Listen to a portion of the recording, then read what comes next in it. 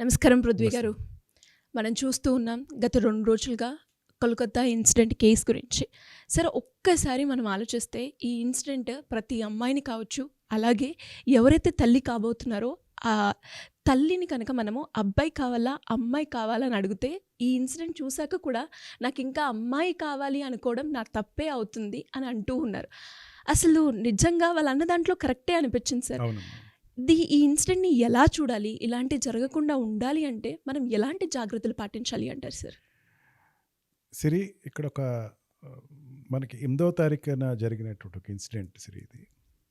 ఈ రోజున మనం 20వ తారీఖున వచ్చేసినాం. ఒక్కసారి కళ్ళు బయర్లు కమ్ముకి నేలకు పడిపోయిన సందర్భం. నిజంగా సార్ అసలు. ఎంత బయర్లు కమ్మిందంటే తలెత్తి చూస్తే తండ్రి నువ్వు వద్దు నాకు. నువ్వు రావటం నిజంగా నాకు శిక్షేనమ్మా. నీకు మళ్ళీ బాల్య వివాహాలు చేస్తాము. మళ్ళీ నీకు రక్షణ కల్పించలేనటువంటి అసమర్థుడైన తండ్రి కింద మేము రెండో పెళ్లివాడి కట్టపెడతాం అనుకునేటువంటి పరిస్థితి వచ్చేసిందమ్మా. నేను అనుకుంటా ఉంటా, ఒకవేళ ఈ చనిపోయినటువంటి అమ్మాయి యముడి దగ్గరికి వెళ్ళుంటే మొదట ఆ అమ్మాయి యముడు ఓదార్చుతా, ఏంటమ్మా ఇంత త్వరగా వచ్చేసావు, ఏంటి నువ్వు చేసిన తప్పు ఏంటి, ఎందుకు ఇట్లా జరిగిందంటే నేను చాలా పెద్ద తప్పు చేశానండి, అందుకే చాలా త్వరగా ఇక్కడికి వచ్చేసానని చెప్పుకుంటుంది. ఏం సార్ ఆమె చేసిన తప్పేంటి అసలు? ఆడపిల్లగా పుట్టడమేనా? యముడికి కూడా ఇదే ప్రశ్న వచ్చిందమ్మా. యముడు అడిగిన ప్రశ్నకి ఏమందంటే, యముడు అనేకమైన ప్రశ్నలు వేశాడు. నా ఊహలో ఉన్నటువంటి ఆ సంఘటన చెప్తున్నాను. యముడు అడుగుతాడు, ఏం చేసావమ్మా నువ్వు, తప్పులు ఏమైనా చేసావా, ర్యాంకింగ్లో మెడికల్ ర్యాంకింగ్లో ఏమైనా తప్పులు చేసావా, చేస్తుంటే చాలా బాగుండేదండి, నేను ఇక్కడికి వచ్చేదాన్ని కాదు. మరి నువ్వు ఏదైనా స్కామ్లు ఏమైనా చేసావా, అది చేసినా బాగుండేదండి, మీ దగ్గరికి వచ్చేదాన్ని కాదు. మరి ఇంకేం చేసావు తల్లి నువ్వు, ఏమన్నా ఈ మారక ద్రవ్యాలు ఏమైనా తీసుకున్నావా, ఏమైనా అది చేసినా బ్రహ్మాండంగా ఉండేదండి, నేను అదే చేయలేదండి. అట్లన్నిటికీ వ్యతిరేకంగా పోరాడటం నేను చేసిన పెద్ద తప్పండి. ఆ పోరాటం కూడా ఒక ఆడదానై పోరాటం నేను చేసిన పెద్ద తప్పండి. నేను చేసిన తప్పల్లా మీరు అడిగినటువంటి ఆ మూడాట్లకి నేను వ్యతిరేకనయ్యి ఈ రోజున ఇక్కడ మీ ముందు నుంచుని ఒక పెద్ద ప్రశ్నకి నాంది పలుకుతున్నానండి నేను. ఓ యమా, నేను చేసిన పెద్ద తప్పు ఏంటంటే ఆడదానిగా పుట్టడం. అదేంటమ్మా ఎందుకంత ఆవేదన పడుతున్నావు అని ఏమిటి అడిగితే, నాకు వెనకాల నా తల్లిదండ్రులు ఉన్నారు, నా అక్క చెల్లెలు ఉన్నారు, నా తోటి విద్యార్థులు ఉన్నారు, వాళ్ళందరికీ నేను మెడికల్లో జాయిన్ అయ్యేటప్పుడు మంచి ర్యాంక్ తెచ్చుకుని జాయిన్ అయ్యేటప్పుడు చాలా ఆశయాలతో జాయిన్ అయ్యాను. నేను సంఘాన్ని ఉద్ధరిద్దాం అనుకున్నాను. పేదవాళ్ళకి నేను నా యొక్క వైద్య సేవలు చేసి నేను ఒక గొప్ప మహిళ కింద ఉందామనుకుని వచ్చాను ఇక్కడికి. ఎవరైనా సరే అనాథలు అభాగ్యులు ఎవరైనా వస్తే కనుక వాళ్ళకి ఉచితంగా వైద్యం చేయాలని చెప్పి వైద్య వృత్తి తీసుకున్నాను. వైద్య వృత్తి అంటే చాలా కష్టమైనది ఏమా. ఎంత కష్టమైనదంటే మా వైద్య వృత్తి అయిపోయి నేను బయటకు వచ్చేసరికి నా వయసు 30 దాటేసి 40లోకి వచ్చేస్తుంది. అయినా సరే పర్లేదు, వైద్యం చేసేటప్పుడు ఆ ఆత్మ ఆనందాన్ని నేను పొందాలనుకున్నాను. అటువంటి సమయంలో నేను ఇక్కడ జరుగుతున్నటువంటి అరాచకాలు ఏదైతే ఉందో, రాజకీయ నాయకులు పన్నాగం వేసినటువంటి ఈ సాలిగుళ్ళు ఏదైతే ఉన్నాయో, ఇక్కడ ఎవరైతే ఈ మాదక ద్రవ్యాలు నడుపుతున్నటువంటి రాకెట్ ఏదైతే ఉందో, నేను బయట చెప్పడం చేసిన పెద్ద తప్పు. నేను స్టూడెంట్ కింద కొంచెం సంస్కరణ చేద్దాము, తర్వాత రేపు పొద్దున ఎవరికైనా తర్వాత నాకులాగా వచ్చేటువంటి ఒక మహిళకి రక్షణ ఉంటుందని చెప్పేసి నేను తీసుకున్న పెద్ద తప్పు ఏంటంటే బయటికి చెప్పటం. దానివల్ల ఏమైందంటే ప్రిన్సిపాల్ నన్ను ఉరేసుకున్నాడని చెప్పాడు. ఏమా నువ్వు మీ అమ్మాయి ఉరేసుకుని చనిపోయింది, ఏదో బలమైన కారణంతో తను ఉరేసుకుని ఆత్మహత్య చేసుకుందని చెప్పి ప్రిన్సిపాల్ చేతులు దులిపేసుకున్నాడు. అతను నా ఉపాధ్యాయుడు నన్ను నింద పలికాడు, నా ఉపాధ్యాయుడు నన్ను తప్పుపట్టాడు.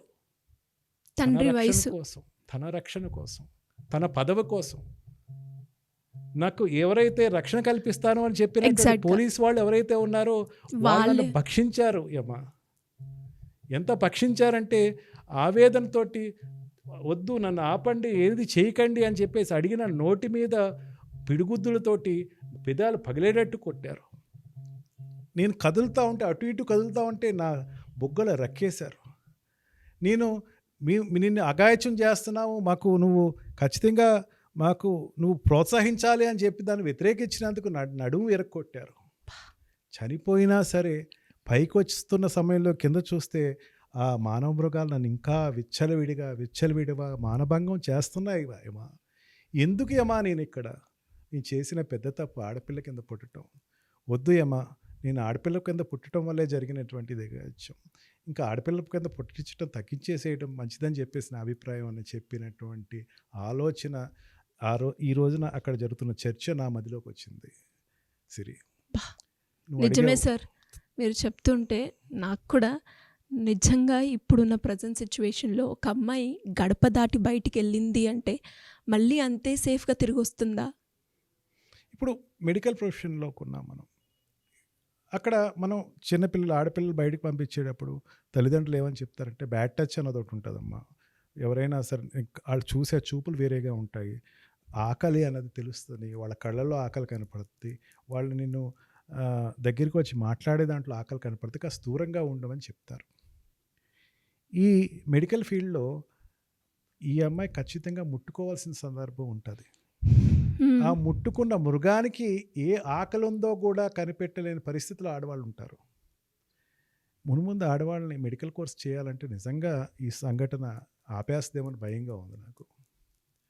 ఎంత నర్రూప రాక్షసులు ఈ సమాజంలో ఉన్నారు అంటే, ఒక డాక్టర్ అంటే దేవత, ఒక దేవుడు ఉండే స్థానంలో ఉండే అమ్మాయిని బలత్కరించి ఒకడు కాదు ఇద్దరు కాదు దారుణంగా ఒకళ్ళ తర్వాత ఒకళ్ళు ఆ అమ్మాయిని చితక కొట్టి చాలా దారుణంగా ఆ లోపల ప్రొక్యూర్ అయినటువంటి స్పర్మ్ చెప్తుంది నిజం.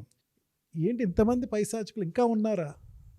వాళ్ళ భార్యలు ఉన్నారు, వాళ్ళు ఏదైనా కామం వాచి తీర్చుకోవాలంటే అనేకమైన చోట్ల ఏంటి రక్షించేయటానికి వచ్చినట్టు డాక్టర్ మీద పడితే నిజంగా ఆడపిల్లల్ని బయటకు పంపించాలంటే గుమ్మం దాటి బయటికి వెళ్తూ ఉంటే అన్నలు కానీ తమ్ముళ్ళు కానీ మన ఇంట్లో తండ్రి కానీ చాలా భయపడేటువంటి పరిస్థితి వచ్చింది.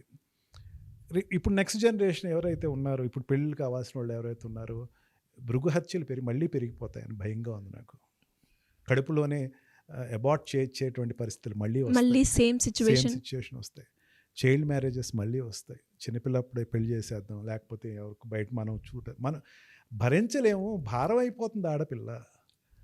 ఇప్పటికే రేషియో వైజ్గా చూసుకుని ఏ మతస్థులైనా ఏ కులస్తులైనా ఆడవాళ్ళు తగ్గిపోయారు రేషియోలు. అవును, ఇంకా తగ్గిపోయి ఏ స్థాయికి వచ్చేస్తారంటే ఒక అమ్మాయికి ఒక 10 మంది కాంపిటేటర్స్ అయిపోయే పరిస్థితి వచ్చేస్తారు. ఆడవాళ్ళు ఇంకా మేము మేము వద్దులేమండి, ఆడవాళ్ళు వద్దు. ఏదైతే మగవాడైతే ఏదో వాడు బాధపడతాడు, ఆడపిల్లని మేము పెంచలేము, రక్షణ ఇవ్వలేము, రక్షించలేము. రక్షించేటువంటి వాళ్ళే భక్షిస్తున్నారు బయట. ఆడది అందంగా పుట్టడం తప్ప అనిపిస్తూ ఉంటుంది ఒక్కోసారి. అసలు ఆడదానిలా పుట్టడమే తప్ప అనిపిస్తుంది.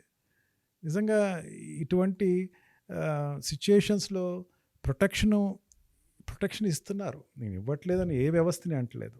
నిజంగా ఈ మెడికల్ ఫీల్డ్లో కానీ కొన్ని లేడీస్ ఎక్కువ ఉండేటువంటి జోన్స్ ఏదైతే ఉందో, టీచర్ జోన్స్ కానీ మెడికల్ జోన్స్ కానీ, ఇవన్నిట్లోనూ ప్రత్యేకమైన ఒక చట్టం తీసుకురావాలా. ఆ చట్టంలో ఆడవాళ్ళు రక్షణ కల్పించాలా. అక్కడ వాళ్ళకి ఏదైనా ఆల్రెడీ ఇప్పుడు మనకి ఈ పాష్ యాక్ట్ ఉంది, దాంట్లో preventive of sexual harassment of women at work place ఉంది, అండ్ పోస్కోలు ఉన్నాయి. ఎన్ని వచ్చినా సరే మగవాడు బుద్ధి మారాలే తప్ప అవి ఎంతవరకు ఆ మార్పు ఎక్కడి నుంచి వస్తుందంటారు సార్? తల్లిదండ్రుల దగ్గర నుంచి రావాలి. సరే, తల్లిదండ్రులే ఒక దోమ కుడతా ఉంటే దాన్ని ఎట్లాగా మనం కొట్టి చంపేస్తాము, మన మీద ఒక ఈగ వాళ్తా ఉంటే ఎట్లా తోలుతాము.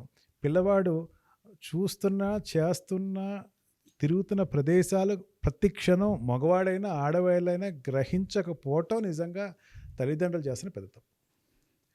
తల్లిదండ్రులు 16-17 ఏళ్ళు వస్తున్న పిల్లవాడికి ఒకప్పుడు, ఇప్పుడు 14 ఏళ్ళ నుంచే ఉండేటువంటి ఆడపిల్ల కానీ అబ్బాయి కానీ వాళ్ళు కొంచెం సెన్సస్ పనిచేయటం వరకు, అంటే 24 ఇయర్స్ వరకు వాళ్ళని నిజంగా 360 యాంగిల్స్లో వాడిని పర్యవేక్షిస్తే వీడు ఇంకొకరిని తప్పు చేయనివ్వకుండా ఆపుతాడు, వీడు తప్పు చేయడు. తల్లిదండ్రులు ఏమైపోయారంటే మెకానికల్ లైఫ్లో నేను చాలా బిజీ అయిపోయాను, నా కొడుకు ఏదో వాడు వీడియో గేమ్ ఆడుతూ ఉంటాడు, కాదు తప్పు అది. నిజంగా వీడియో గేమ్స్ ఆడుతున్నా లేకపోతే ఎక్కువ ఎక్సెస్గా వాడు ఏమైనా మీడియాలో ఉంటే కనుక వాడిని ఆపాలి, ఏం చూస్తున్నాడో తెలుసుకోవాలి. సర్వేలెన్స్ ఎక్కడో పెట్టడం కాదు, ఇంట్లో పెట్టి నువ్వు సర్వేలెన్స్. ట్రూ. బెడ్రూమ్లో పెట్టు సర్వీలెన్స్. వాడు పడుకున్న బెడ్రూమ్లో ఏం చేస్తున్నాడు, ఎవరితో మాట్లాడుతున్నాడు, ఆ ఫోన్కి నువ్వు కనెక్టివిటీ పెట్టు. చాలా కనెక్టివిటీస్ వచ్చేసినాయి, 360 యాప్స్ వచ్చేసినాయి, ఎక్కడ తిరుగుతున్నాడో చూసుకో నువ్వు. ఇవన్నీ చేస్తే కనీసం ఓకే నాకు ఎవరో చూస్తున్నారన్న భయంతో అయినా సరే ఆగేటువంటి పరిస్థితి వస్తుంది.